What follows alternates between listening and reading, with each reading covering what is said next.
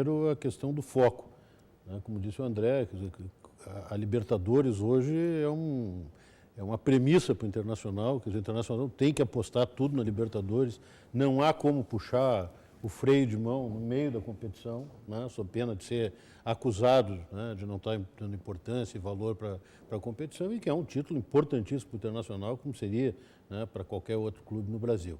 Então, acho que nesse sentido, quer dizer, de não tentar equacionar ou racionalizar muito a questão dos gastos em meio à Libertadores, eu acho que é uma postura correta.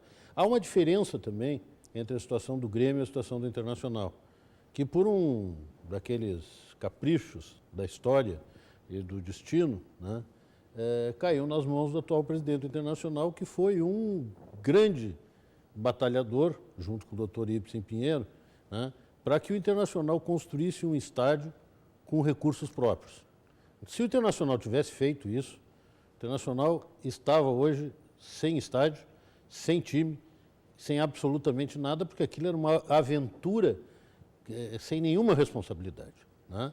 Bom, por que um capricho do destino? Porque o atual presidente reassume o Internacional com o estádio feito, num negócio em moldes, né, numa modelagem de negócio que dá para suportar. Muito melhor que a modelagem do Grêmio. Eu acho que o principal problema do Grêmio, as dívidas do futebol, elas são dívidas que eu acho que, com o passar dos anos, com o andar da carruagem, elas vão se adequando. Por quê? Porque forçosamente todos os clubes no Brasil vão ter que rever essa postura frente a não só atletas, mas também frente a treinadores.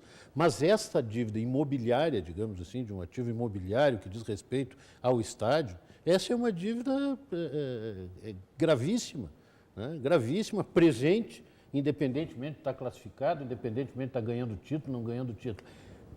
Com relação aos atletas, se o Internacional ganha o título da Libertadores, a situação, como ela não é imobiliária, ela é uma situação que diz respeito ao pagamento de atletas, ela se atenua muito, porque os atletas se valorizam. O clube, de um modo geral, né, passa a ter assim, um ganho financeiro e econômico muito maior do que teria se não ganhasse o título. Então, eu acho que essas são dívidas suportáveis. Na modelagem, o Internacional também tem o entorno do Beira-Rio. O entorno do Beira-Rio é uma mina de dinheiro. É uma mina de dinheiro, mais do que o estádio. Mas aí que está. E tem como conceber o entorno diante dessa crise financeira que estamos atravessando? Vai fazer em parceria de novo. Mas vai ser sempre em parceria. Não há mais hoje achar que um clube de futebol pode construir alguma coisa da forma como foi construído. O senhor tem certeza disso? Do quê? Que ninguém vai se alçar a fazer com recursos próprios? próprios? Se alçar vai ser uma aventura, não tem como, né? No entorno, muito menos que o O estádio. senhor já não está mais nem no conselho, ele é ligeiro de lá, porque eu vou lhe dizer uma coisa, uma injustiça. Isso aí é um absurdo. Nelson Almeida fora do Grêmio, o senhor fora do Inter. Mas eu também. É a perda da história. Foi o destino, não é porque tivesse... Eram 28 anos. Não, se desejasse permanecer, era fácil, né? Era só tangenciar e... Né?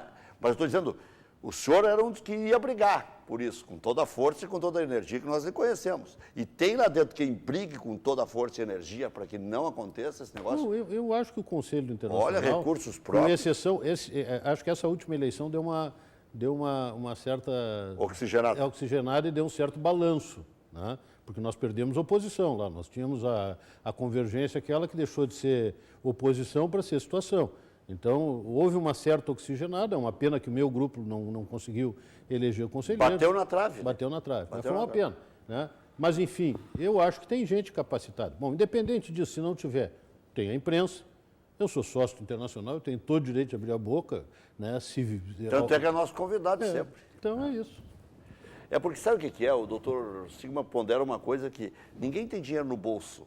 E nem os bancos emprestam a custo barato. E aí, para fazer o quê? Uma coisa que vai dar rendimento paulatino é muito difícil. Para tirar um juro já é difícil. E já tinha um projeto com relação ao Gigantinho também, né? Sim. Eu li qualquer coisa a respeito, que parece que tinha um projeto com o Gigantinho que já foi retirado de pauta também, em função até da desistência de um dos interessados, pelo que eu li. Então, o dinheiro está escasso, né? Dinheiro não aceita desaforo. O projeto Gigantinho que eu recordo, que era da época que eu estava lá numa das vice-presidências, não da de futebol, era aquela de dar um nome de uma determinada marca para o Gigantinho, mas isso não tem colado no Brasil. Né? Eu tenho, assim, em alguns... O Palestra Itália. É só o Palmeiras que a gente viu, das novas mas alianças, não tem colado, não tem colado. Né? E a sede tem da algumas... federação, não tem? A sede da federação Tem. Capemice. Noveleto. Mas aqui é gozado, né? Alguns clubes, esse dia eu estava vendo clubes, não sei se é do interior do Paraná, que é o Red Bull, aquele. Isso. Que é interior de São Paulo. Interior de São Paulo. Joga a primeira Que a divisão. imprensa coloca RB, né? RB. Pagar. Esse que é o problema, né, doutor? A gente acompanha os jogos... A Ubra aqui chamava de Canoas, que é o município. Exatamente. É o município. As transmissões de vôlei e futsal não falam o nome da marca que é a patrocinadora das equipes, né? É o nome da cidade, enfim, é o nome da região. E a gente acompanha transmissões de campeonatos da Europa, onde o estádio é falado o nome dos name rights, enfim, eles estão pagando para aquilo ali. Ninguém fala o nome da cerveja. Muita gente fala Arena Palmeiras, não fala o nome correto que é o Allianz Parque. Ninguém fala o nome da cerveja em Salvador. Ninguém fala. Teria que colocar em todas as emissoras de Salvador para poder falar, se não pingar, se não pingar, então esse era o projeto Gigantinho, mas não teve interessado. Eu acho também houve não sei se o André concorda, vou levantar aqui. Eu acho que independente, eu acho que o Internacional foi muito vitorioso nesse modelo com relação à construção do novo estádio, porque eu acho que essas empreiteiras entraram numa boa fria, né? Elas entraram em muita quente, muita moleza. No oba-oba da Copa do Mundo. Acharam que por exemplo, eu me lembro que tinha cálculos assim, de fazer 2, 3 espetáculos por ano, 2 ou 3 espetáculos por semestre. Porto Alegre não tem mercado para isso, fazer um shopping center embaixo, no anel inferior do Beira-Rio. Mas vem cá, o Beira-Rio está no meio do shopping Praia de Belas, no meio do shopping lá do outro, aquele do Barra Shopping. Praia de Belas. Os dois lutando. O senhor falou Praia de Belas. Os dois lutando e lutando muito. Eu frequento ali o Praia de Belas, frequento o Justiça do Trabalho. Seguidamente está trocando de loja, trocando não sei o quê. O outro Barra lá também. Então, essas operações em Porto Alegre, e isso que nós não estávamos falando, não estávamos inseridos no momento de crise econômica como será esse ano. Esse será um ano difícil. Então, a modelagem, enfim, a concepção que essas eu acho que elas estão arrependidas. Né? Talvez estejam conversando muito na cadeia, porque a maioria dos executivos dessas empresas estão presos. Então tem tempo para conversar lá no Paraná. Escritório de graça, não paga energia, não paga nada. Tudo lá em Curitiba. A arena do Grêmio também, onde se anunciavam espetáculos. Acho que só recebeu o Roberto Carlos até hoje. Veio agora um outro show internacional. Não, é agora. E se morreu o Roberto Carlos, acabou, né? É ele que está vindo de novo. Vem de novo. É ele e aquele outro dos Beatles lá. E me parece que tem um restaurante na arena também, tem uma casa de shows agora que fizeram, né? Um lounge, assim, que tem algumas festas durante a semana. E aí pesa contra a arena, no caso, a localização. E no show do Roberto Carlos... Tem os shoppings todos... No show do Roberto Carlos houve um problema de acústica, muita gente entrou na justiça. E você ganhou uma flor, assim, do Roberto Carlos? Não estava lá. Eu gostaria de receber uma flor do Roberto. Mas tu fosse no show? Não fui uma vez. Não, uma vez na vida e outra na morte. Até porque não muda muito. Entre o da vida e da morte não muda nada. O brabo é o cara não ir sozinho e filmarem o cara chegando. É a mesma história. Eu quero me complicar no sábado de manhã. A seguir, vamos falar sobre o empate do Inter contra o Emelec em 1-1 em Manta pela Libertadores. Já voltamos.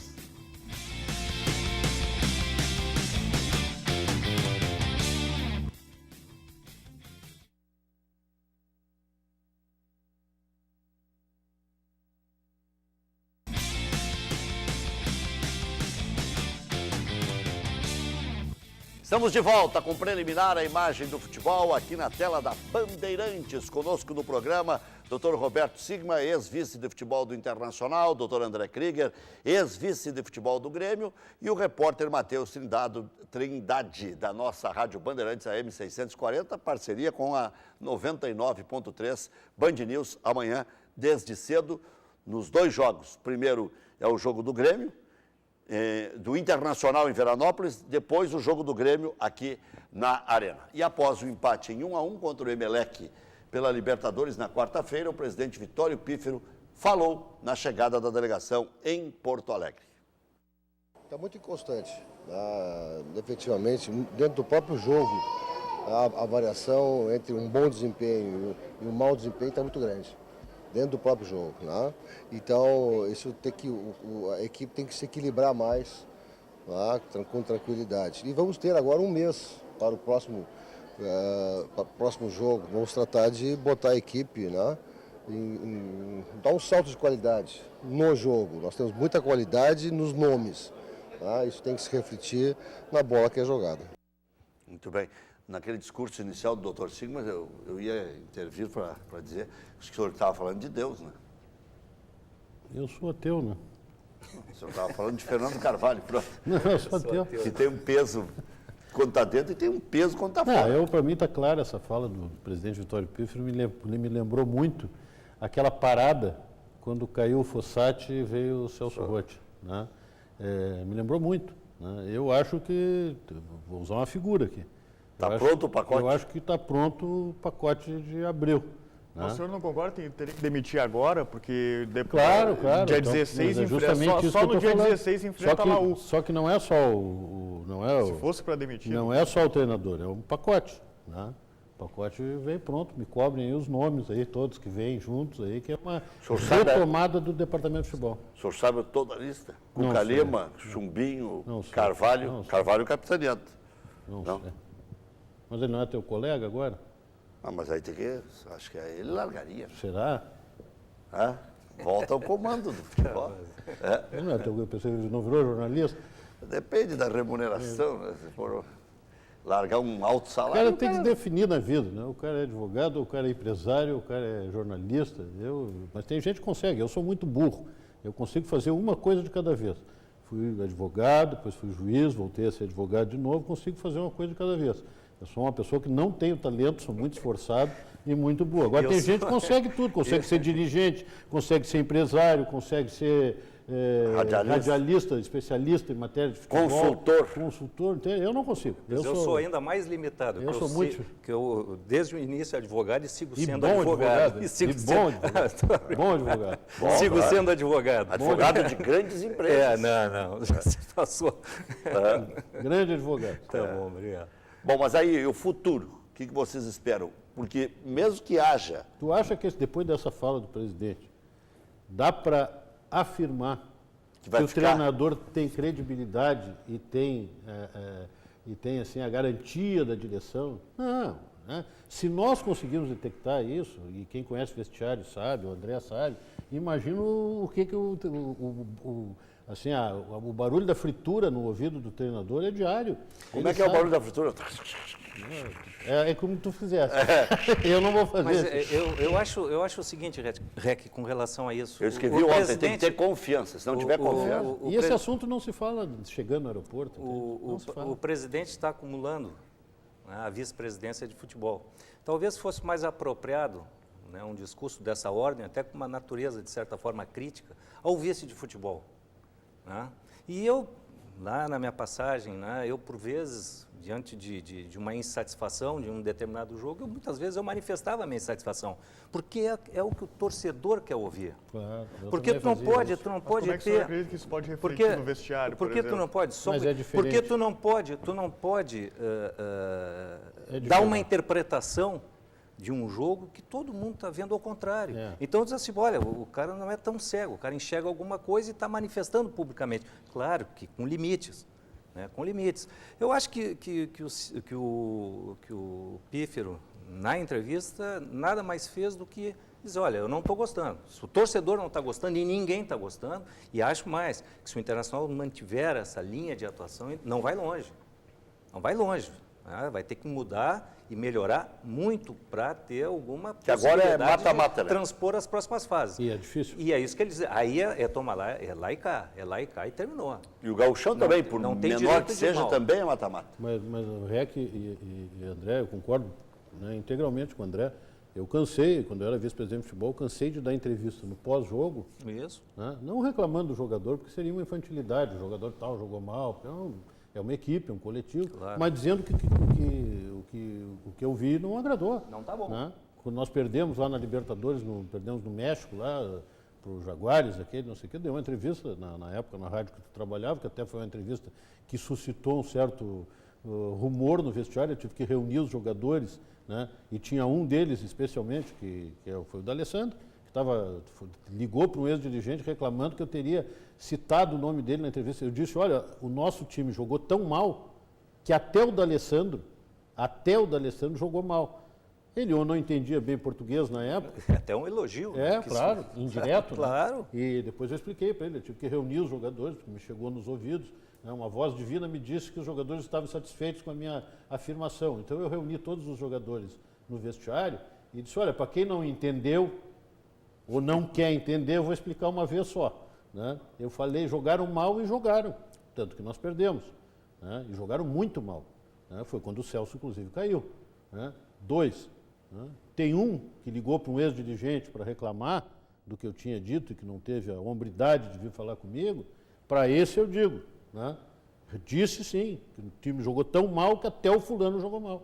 Né? É isso. Agora, se tiver alguma viúva aqui de alguém, a porta é aquela ali, por favor, se retire. E ninguém se retirou. Acho que dei o episódio por resolvido, ao menos da minha parte.